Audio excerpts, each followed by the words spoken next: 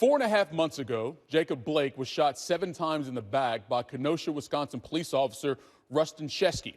The shooting left the 29-year-old Blake paralyzed. The incident, which came exactly 90 days after George Floyd was killed by Minneapolis police officer Derek Chauvin, sparked yet another wave of anger and protest from black people all over America, and that included the sports world. Most notably, the NBA postponing games for 3 days after the Milwaukee Bucks refused to take the court 3 nights after that shooting. 14 Major League Baseball games were postponed, and the WNBA took it even farther. They shut down their schedule for almost a full week. Tuesday, Kenosha prosecutors announced that no charges would be filed against Sheskey as a result of that August 23rd shooting. News that elicited a range of emotions from various athletes Tuesday evening. Hello to our community once again, and we've been here before. It sucks. We feel sorry for his family and for that community itself, and we want better. We want better, and hopefully we can get that.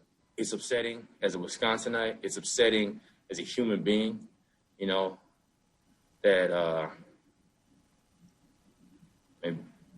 justice is injustice, and it's tough, but it can't knock us off the path that we're trying to get to, which is equality and just simply right and wrong, just humanity. That's all it is. Wesley Matthews played at Marquette, and he was a member of the Bucks last season, and that organization released a statement Tuesday. Recurring instances of excessive use of force and immediate escalation when engaged in the black community must stop. We will continue to work to enact policy change so these incidents no longer exist. We remain strongly committed to address issues of social injustice and anti-racism and to make meaningful change for African Americans and all marginalized members of our community.